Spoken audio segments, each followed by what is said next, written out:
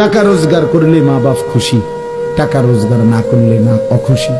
খালাস। এরপরে ঈমান আছে কিনা, ইসলাম আছে কিনা, নামাজ আছে কিনা, কোরআন আছে কিনা, আল্লাহ চিনি কিনা, হালাল হারাম কিনা, জায়েজ না জায়েজ না, এত কিছু আমার দরকার। ফুতুরে জিগায়ও না যে ফুত কামাই যে করতেছ কি হালাল কামাই করো না হারাম, না এত কিছুর দরকার কি। টাকা দিতেছে, খাইতেছে, ঘুমাইতেছে, বিল্ডিং করতে আছে, জমি কিনতে আছে, আপেল মালটা খাইতেছে।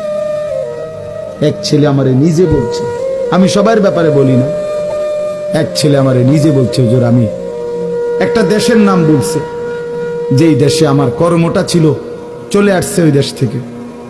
আমার বলছে হুজুর আমার কর্মটা হলো এই, মদের বার, মদের হোটেলে নারী পুরুষ উলঙ্গ জিনাবে বিচার করে, আমার দায়িত্ব শুধু পাশে দাঁড়িয়ে মদের বোতল নিয়ে দাঁড়ায় থাকা, যতবার তারা চায় অতবার তাদেরকে মদ গ্লাসে ঢেলে দেওয়া, তাদের হাতে তুলে দেওয়া।